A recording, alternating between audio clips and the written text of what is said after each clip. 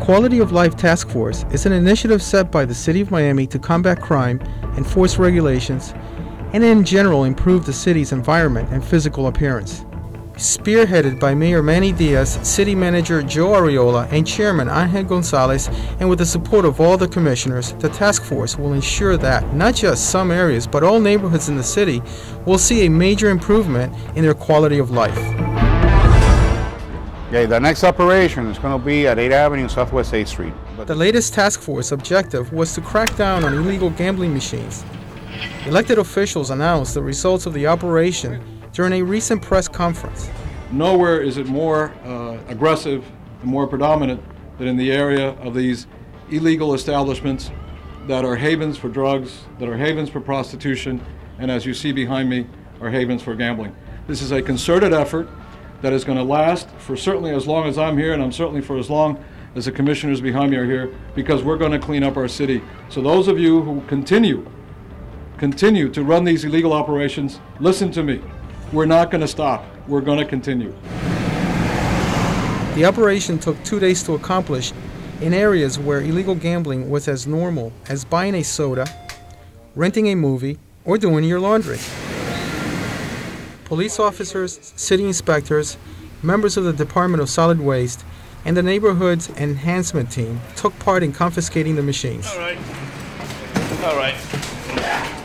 The first stop was at the Restaurante Hondureño on 8th Avenue between 3rd and 4th Street Northwest. We are confiscating gambling machines that they have in the establishment. You must differentiate between the gambling machines and the machines that are used for entertainment. Pac-Man, for instance, is a game of skill, and they're legal. They're totally legal. You can put your money in and you play, but the gambling machines that are games of chance, where you put your money in and you cannot control the outcome of the game, those are illegal, and we're confiscating them. The same situation was found just a few blocks away at the Black and White Cafeteria, the Quick Stop food stores, and the Washington City Coin Laundromat, all located on Northwest 8th Avenue. But while the police was taking away these machines, this was the situation in another part of town. This is Quick Store is owned by the same owner as the Quick Store in 8 and 3. We went did the operation over there a few minutes ago. As we were doing the operation, they called the store. So within 10 minutes, they immediately eliminated the 4 machines over here, hit 3 in the back, and moved the other one to that side over there. Oh, Lord. The task force also found other irregularities. Well, as I came in to inspect on the business, I didn't find no occupational license or certificate of use for the city of Miami. What are the consequences of not having a license? Well, the consequences are they can get up to a $500 fine per day for not having an occupational license or a license period for the city of Miami. And therefore they can get fined, they can shut their business down for operating a business without a license, the proper license, because they're not in compliance with the city of Miami. One of the worst aspects of illegal gambling is when vulnerable members of our society fall into this vice. At the Video Para Ti store, the elderly would come in and spend the little resources they may have. There's a lot of customers that will literally walk in on a Friday night with a $300 check and walk out without a penny in their pocket, and they'll play it all on the machines. If you notice, some of these machines will even accept a $20 bill. There's 2 areas where this is very, you can see it tangibly. One is in the area of domestic abuse, where the person spends their entire paycheck and then goes home, and the wife wants to know where the grocery money is and where the rent money is, and there is none. And they have a second choice, either go home and admit that you don't have any money, or assault somebody on the way home, strong-arm robbery, somebody in a car. That's how this begins to affect the city on a multiplication basis. We want business in the city of Miami, but we want business to operate within the law.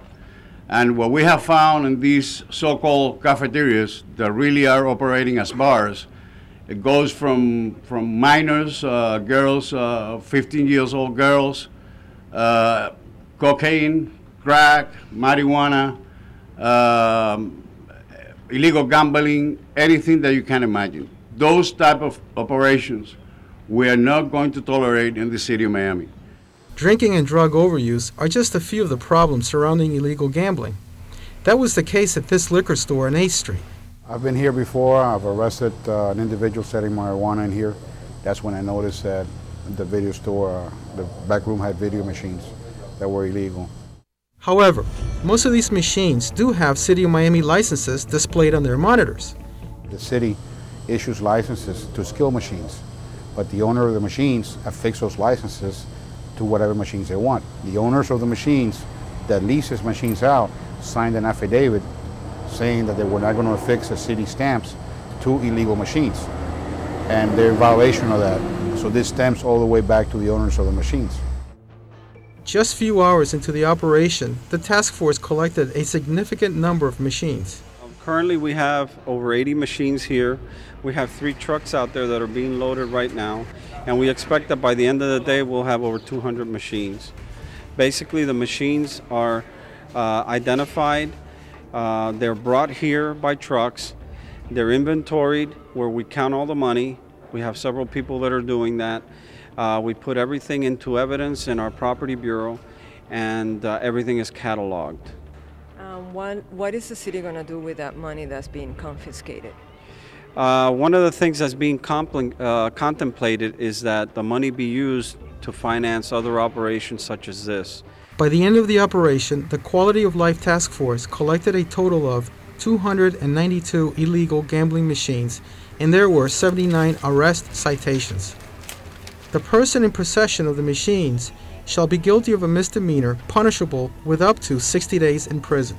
You're not going physically, or you're not going physically with us. You're promising to appear before the court. The City of Miami has the commitment from the State Attorney's Office to make sure that individuals who receive citations and are guilty of a crime will be brought to justice. We met with the City of Miami officials, the mayor, the city manager, various commissioners, the City of Miami Police Department, its chief, its captains, majors, and key folks from my office, and they outlined piece by piece what their mission was, how they wanted to accomplish that in accordance with the law, and they designed a Get Tough program on these illegal operations. Once again, thanks to the Quality of Life Task Initiative, illegal gambling machines in the City of Miami will soon be a thing of the past.